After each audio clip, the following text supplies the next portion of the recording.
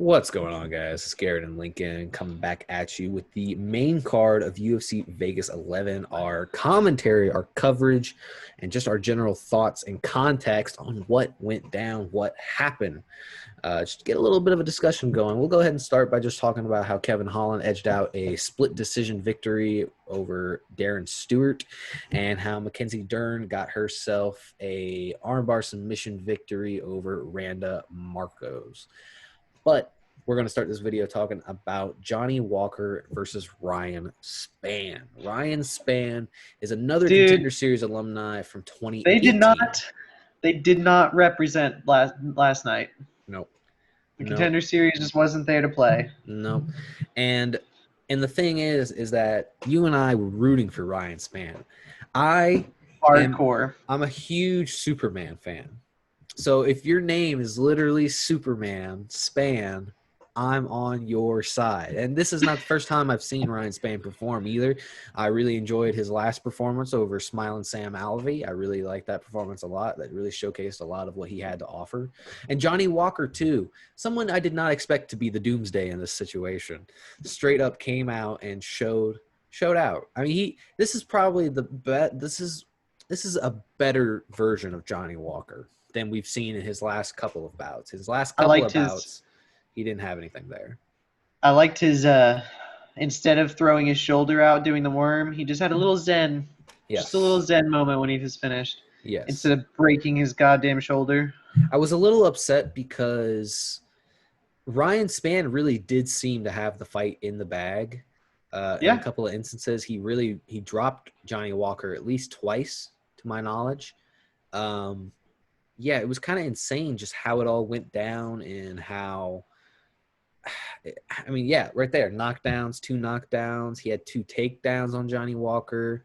But, I mean, Johnny Walker just kind of ultimately ended up getting the knockout here simply because I think what was the big mistake on Ryan Spann's part is that they both – rocked each other at one point. They both traded blows and wobbled each other. Johnny Walker was the one that kind of went down, and instead of giving himself a chance to recover, Ryan Spann chose to blitz Johnny Walker while he himself didn't really have his full footing, and he went in for the takedown. Johnny Walker kind of stuffed it against the cage, and that's where he really started landing those big shots. That big elbow right to Ryan Spann's side of his head that really just kind of sent him down. He couldn't really fight back anymore, giving Johnny Walker that victory.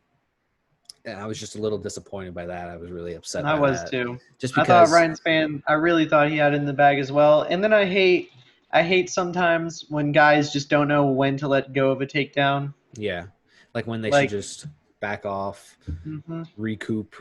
Sometimes you gotta let go.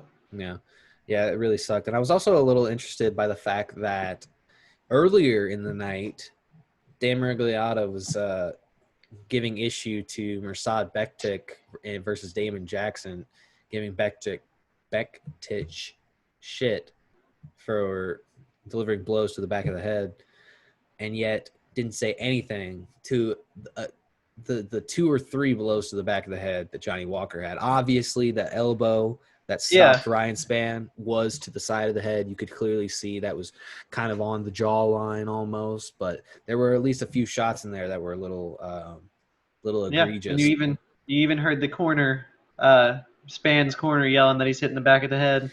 That I remember that when the fight was over, I did hear about Ryan Spann's corner calling for some kind of retention. They were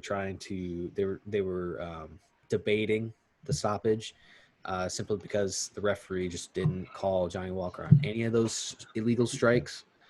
But yeah, as a corner, that's what you're supposed to do. It's really interesting because like I said, that same referee, Dan Miragliotta, called the same thing earlier in the fight. But I guess in this instance, he didn't want to stop something that potentially looked like a fight-ending sequence, especially considering that the most significant strikes, you could argue, were not to the back of the head.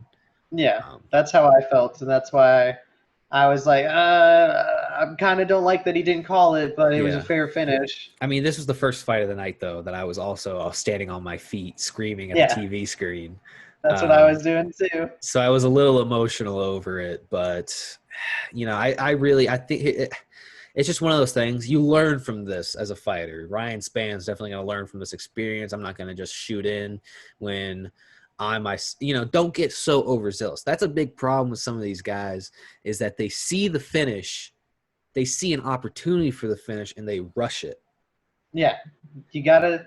Justin Gaethje had the same problem, Yeah. and now he's much better about it. Yeah, and hopefully, because you swarm your opponent, sometimes you don't allow yourself that distance you need to really land the shots you're looking for. And you walk into stuff. Exactly, and you end up getting elbowed in the face and finished. So that sucked, but yeah. So, excuse me. So yeah, we're gonna go ahead and end this video, you guys. Make sure you tune in next when we talk about the 3 top fights of the night in rapid succession. We've got rapid succession. That's all we do here now. Exactly. No more hour-long videos. Rapid succession. Exactly. So small attention spans. Exactly. Next time we will be looking at Gerald Mearshart versus Hamzat Chimaev. Peace.